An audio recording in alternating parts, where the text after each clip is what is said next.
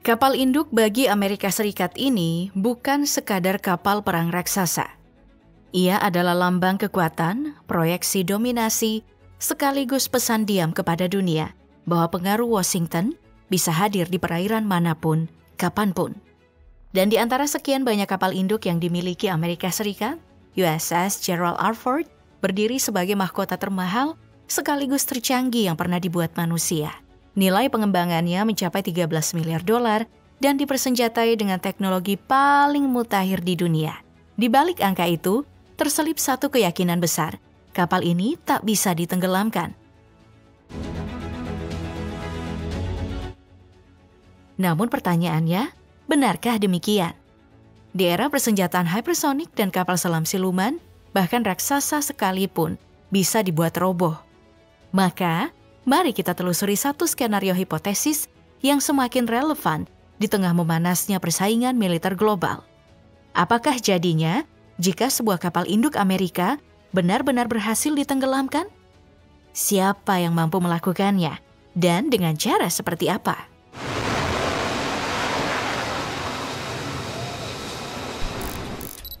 Menenggelamkan kapal induk milik Amerika bukanlah perkara sepele. Tapi ada satu pendekatan yang dianggap cukup potensial. Menggempur dengan rudal anti kapal dalam jumlah masif. Dalam hal ini, China punya senjata yang sering jadi sorotan, DF-21D, rudal balistik jarak menengah yang kabarnya memang diciptakan khusus untuk menyerang kapal induk Amerika Serikat. Yang membuat rudal ini menakutkan bukan hanya jangkauannya, tapi juga kecepatannya yang masuk kategori hypersonic. Kecepatan seperti ini bisa melampaui kemampuan sistem pertahanan udara kapal induk untuk merespon. Ditambah lagi, DF-21D dibekali teknologi panduan canggih yang memungkinkan rudal itu bermanuver di udara, mengubah arah demi menghindari rudal pencegat.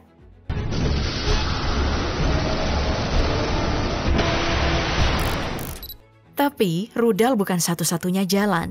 Kapal selam siluman juga menyimpan potensi besar untuk menggoyang dominasi laut Amerika Serikat. Karena sulit dideteksi, kapal selam jenis ini bisa mendekat tanpa ketahuan dan meluncurkan torpedo atau rudal jelajah langsung ke arah target. Kasus tenggelamnya kapal penjelajah General Belgrano milik Argentina bisa jadi contoh nyata. Kapal itu dihancurkan oleh kapal selam Inggris saat Perang Malvinas. Peristiwa ini jadi pengingat bahwa kapal selam tetap menjadi salah satu musuh paling serius bagi kapal permukaan, termasuk kapal induk.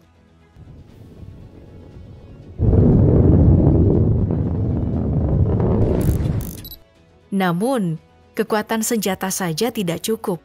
Menjatuhkan kapal induk Amerika Serikat juga menuntut kecerdikan strategi. Sebab, kapal induk tidak berlayar sendirian. Ia selalu dikawal dalam satu formasi besar yang disebut kelompok penyerang kapal induk.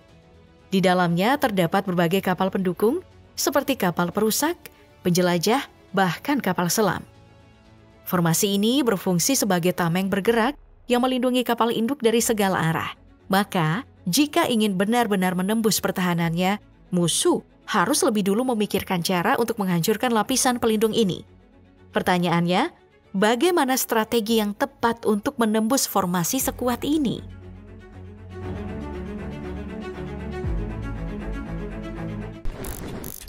Untuk bisa menembus ketatnya pertahanan kapal induk Amerika, lawan harus lebih dulu melumpuhkan barisan pengawalnya. Strategi yang efektif tak bisa hanya mengandalkan serangan langsung, melainkan hanya menggabungkan beragam pendekatan, mulai dari peperangan elektronik, serangan cyber, hingga penggunaan taktik umpan.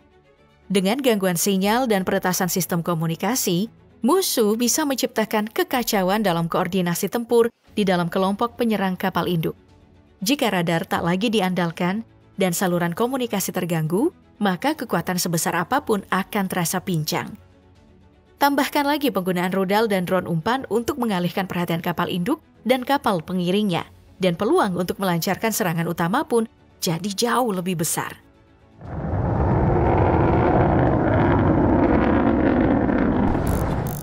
Pendekatan semacam ini memperlihatkan bahwa kapal induk yang selama ini dianggap sebagai benteng laut tak tergoyahkan, sebenarnya bisa dihancurkan. Perpaduan antara kecanggihan teknologi senjata dan penyusunan strategi cerdas bisa menjadikan misi menenggelamkan kapal induk bukan lagi sekadar mimpi. Ini tentu jadi sinyal bahaya terutama bagi Amerika Serikat yang menjadi negara dengan armada kapal induk terbesar di dunia. Sebab, sekuat-kuatnya kapal, jika ukurannya besar dan bergerak lambat, tetap punya celah yang bisa dimanfaatkan musuh. Lantas, jika suatu saat Rusia atau Cina benar-benar mampu menjatuhkan kapal induk milik Amerika Serikat, apa dampaknya bagi Washington?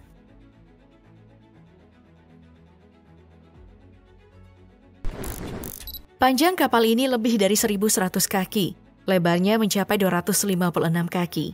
Dengan ukuran sebesar itu, kapal induk seperti USS Gerald R. Ford bisa mengangkut hingga 75 pesawat tempur. Tapi bukan itu saja yang jadi kekuatannya. Kapal ini juga dipersenjatai dengan sistem pertahanan berlapis, mulai dari rudal permukaan ke udara, sistem senjata jarak dekat, CIWS, hingga perangkat peperangan elektronik mutakhir yang membuatnya sulit terkunci oleh sistem senjata lawan.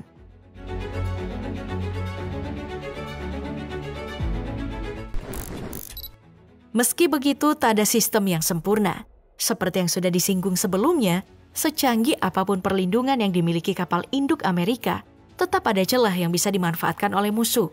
Ukurannya yang besar membuatnya menjadi target utama dalam setiap konflik besar. Dan karena manuvernya terbatas, ia tidak bisa dengan mudah menghindari serangan mendadak. Jadi, pertanyaannya bukan lagi apakah kapal induk Amerika Serikat bisa tenggelam, melainkan bagaimana caranya. Itulah tantangan sekaligus peluang yang tengah diamati oleh negara-negara pesaing Amerika Serikat saat ini.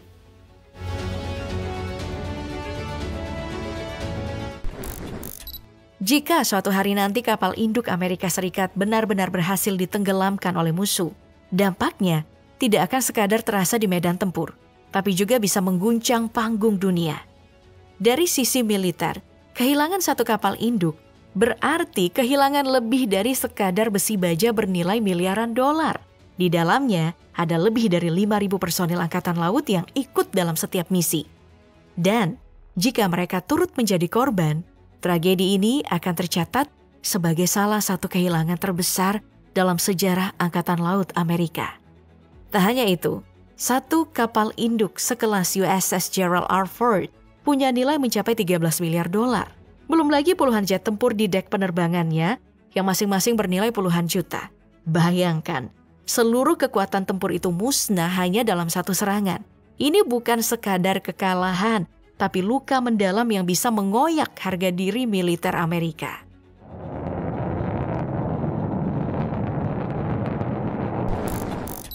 Dari sudut pandang strategis, keruntuhan satu kapal induk Amerika Serikat juga menyampaikan pesan yang jauh lebih tajam, bahwa kekuatan yang selama ini dianggap tak tertandingi ternyata bisa dilumpuhkan. Fakta ini tentu akan menyulut semangat lawan dan bisa menjadi pemicu konfrontasi militer yang lebih besar di masa depan. Skenario perang terbuka antara kekuatan besar pun tak lagi terasa mustahil. Tapi, mungkin konsekuensi yang paling mengerikan justru terletak pada simbol kekuasaan itu sendiri, yaitu dominasi global Amerika Serikat. Ketika simbol utamanya di laut berhasil dijatuhkan, maka wibawa negeri adidaya itu pun ikut runtuh.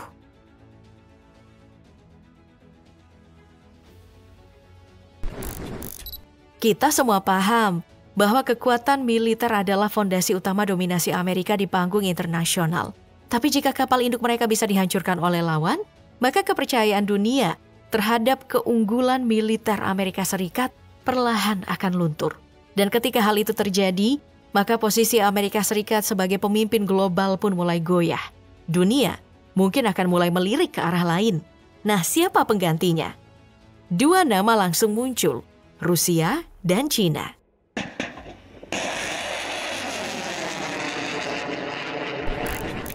Bukan sekadar retorika, Rusia selama bertahun-tahun terus mengembangkan sistem senjata yang dirancang khusus untuk mengalahkan keunggulan militer Barat. Bahkan menurut berbagai laporan, hampir 80% dari persenjataan utama Rusia kini diklaim lebih unggul dibanding milik Amerika.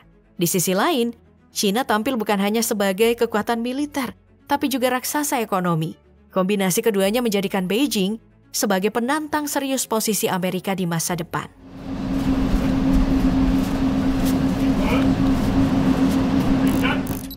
Lebih dari sekadar bencana militer, tenggelamnya kapal induk milik Amerika Serikat bisa menjadi tamparan keras bagi kebanggaan nasional.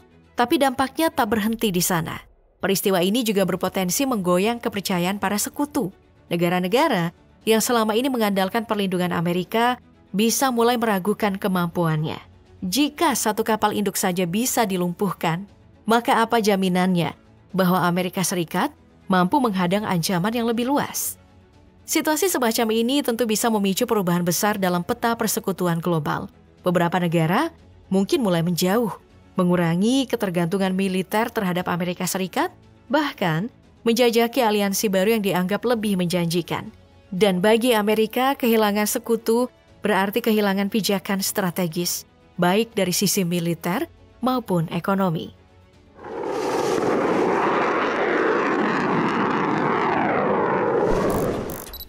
Tak hanya kehilangan kepercayaan politik, Amerika juga bisa terkena dampak langsung dalam sektor industri perangnya. Perdagangan senjata adalah salah satu sumber pendapatan terbesar negara ini.